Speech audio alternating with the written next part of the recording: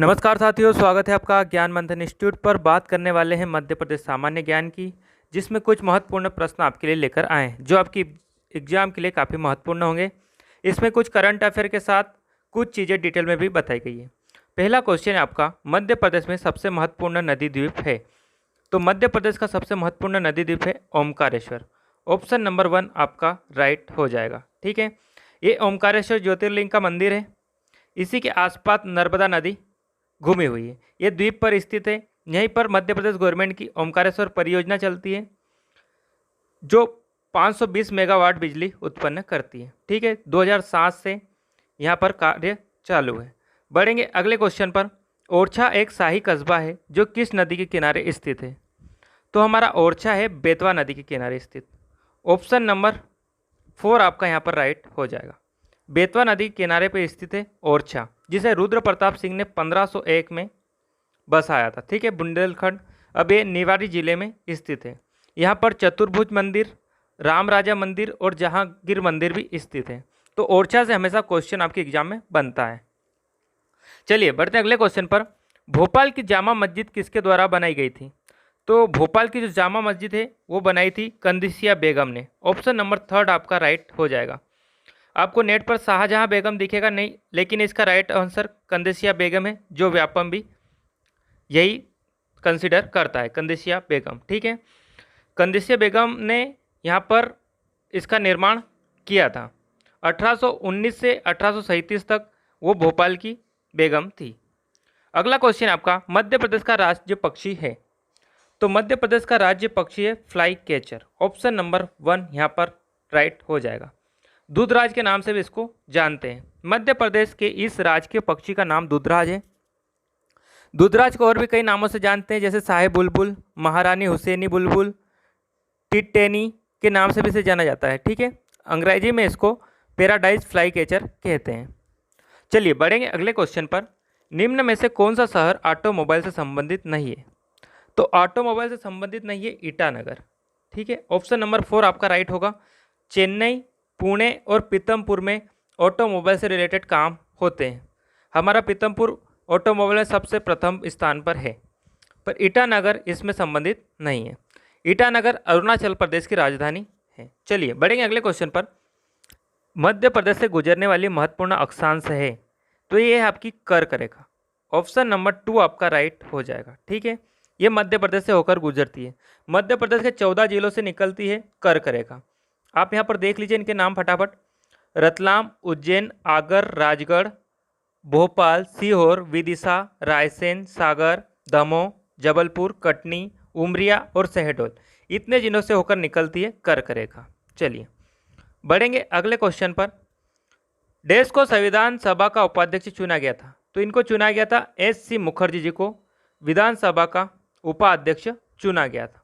ठीक है, चलिए बढ़ेंगे अगले क्वेश्चन पर। श्री सिंगाजी उष्मीय शक्ति परियोजना यहाँ स्थित है। तो सिंगाजी पावर प्लांट कहाँ पर है। तो ये हमारे खंडवा जिले में स्थित है सिंगाजी पावर प्लांट।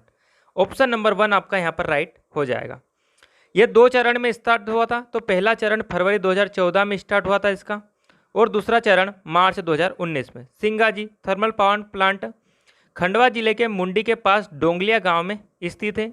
ठीक है, कोयला संयंत्र बिजली बनाता है अपन। और इस परियोजना को कौन चलाता है। तो MPPGCL Madhya Pradesh power generating company limited इसका स्वामित्व रखती है।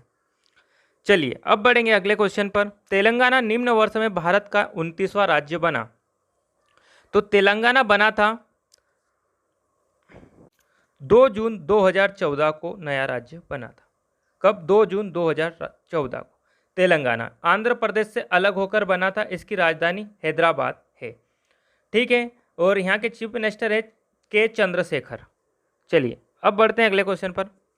दुबई अंतर्राष्ट्रीय फिल्म महोत्सव 2014 में निम्न कलाकारों में से किसे लाइफ टाइम अचीवमेंट पुरस्कार से पुरस्कृत किया गया था। लाइफ टाइम अचीवमेंट अवार्ड 2014, तो ये दिया गया था आशा भोसले जी को। ऑप्शन नंबर 1 आपका राइट हो जाएगा।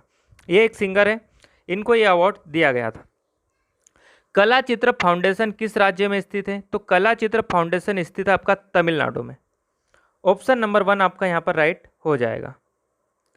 हम बढ़ेंगे अगले क्वेश्चन पर। क्षेत्रफल के हिसाब से भारत का सबसे बड़ा राज्य है, तो क्षेत्रफल के हिसाब से सबसे बड़ा राज्य है उपयुक्त में से कोई नहीं, यही है राजस्थान। कौन सा? राजस्थान।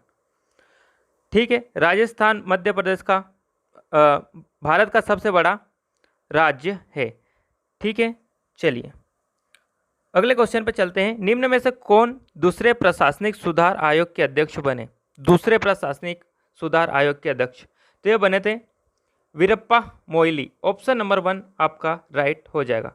2 प्रशासनिक सुधार आयोग आए थे। पहला आया था आपका 5 जनवरी 1966 को और दूसरा आया था 31 अगस्त 2005 को। तो 31 अगस्त 2005 को 2 प्रशासनिक सुधार आया था, उसके अध्यक्ष थे वीरप्पा मोइली। चलिए आगे चलते हैं। ओडिसी किस राज्य का शास्त्रीय नृत्य है? तो ओडिसी है उड़ीसी का, उड़ीसा का है ये राज्य उड़ीसी। ठीक है, यहाँ का शास्त्रीय नृत्य है। इस तरह से ये किया जाता है। चलिए अगला क्वेश्चन देख लीजिए। प्रधानमंत्री नरेंद्र मोदी का सूट जिसमें उनके नाम की सोने की महित फीते से काशीदारी की गई थी, निम्नलिखित शहरों में से किस में नीलाम किया गया था? तो इसकी नीलामी सूरत में की गई थी। ऑप्शन नंबर 4 आपका यहाँ पर राइट हो जाएगा। ठीक है, कुछ इस तरह से इनका नाम पूरा लिखा था, नरेंद्र दामोदरदास मोदी। जब ओबामा आए थे भारत तब इन्होंने ये पहना था। जनवरी 2015 में प्रधानमंत्री नरेंद्र मोदी ने अमेरिकी राष्ट्रपति बराक ओबामा के साथ मुलाकात के वक्त खास बंद गले का सूट पहना था। इस सूट में पीले रंग की लंबी पट्टियाँ थी जिस पर उनका पूरा नाम नरेंद्र दामोदरदास मोदी लिखा था। नरेंद्र मोदी की इस कढ़ाईदार सूट की नीलामी में सबसे महंगा बिकने वाला सूट है। आमतौर पर इसे गिनीज वर्ल्ड रिकॉर्ड में भी दर्ज किया हुआ है। चलिए अगला क्वेश्चन देखिए। भारत में राष्ट्रीय दूध दिवस किस दिन मनाया जाता है? नेशनल मिल्क डे कब मनाया जाता है? तो मनाया जाता है 26 नवंबर को। ऑप्शन नंबर 2 राइट हो जाएगा। ये गिरीश कुरियन, डॉक्टर कुरियन की बर्थ डेट पे एक दूध दिवस मनाया जाता है। भारत में श्वेत क्रांति के जनक के रूप में जाने जाते हैं। एक सामाजिक उद्यमी थे जिनके अरब लीटर विचार ऑपरेशन फ्लड ने डेयरी फार्मिंग को भारत का सबसे बड़ा आत्मनिर्भर उद्योग बना दिया। ये है डॉक्टर कुरियन। ठीक है, चलिए अगला क्वेश्चन है। भारत वायुसेना के प्रमुख कौन है? तो वायुसेना के प्रमुख है air chief marshal Rakesh Kumar Singh Bhadauria. Option number 4 आपका राइट हो जाएगा।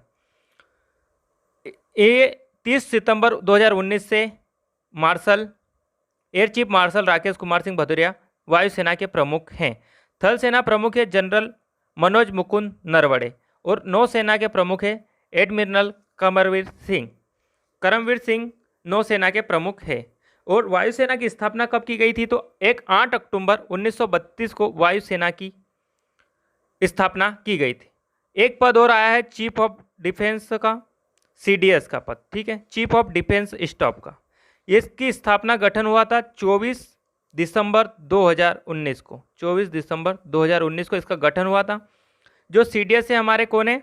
तो वो है जनरल बिपिन रावत, जो 1 जनवरी 2020 से उस पर कार्यरत है CDS के पद पर। अगला क्वेश्चन देखिए। शक संवत पर आधारित राष्ट्रीय कैलेंडर का प्रथम महीना कौन सा है? तो शक संवत पर आधारित राष्ट्रीय कैलेंडर का प्रथम महीना होता है चैत का। ऑप्शन नंबर 3 आपका यहाँ पर राइट हो जाएगा। मेघनाथ साहा एक थे, तो मेघनाथ साहा क्या थे? यह भौतिक वैज्ञानिक थे। ऑप्शन नंबर 2 यहाँ पर राइट हो जाएगा। ठीक है, ये है मेघनाथ साहा जी। लास्ट क्वेश्चन आपका। RK लक्ष्मण जिनका हाल ही में निधन हो चुका है, ये क्या थे? तो ये थे कार्टूनिस्ट। क्या है? कार्टूनिस्ट। इनका नाम है RK लक्ष्मण। चलिए इतने ही क्वेश्चन थे आज के इस पेपर में जो हमने सारे सॉल्व कर लिए हैं। लाइक, शेयर और सब्सक्राइब आप कर दीजिएगा। मिलेंगे अगले वीडियो में, तब तक के लिए धन्यवाद।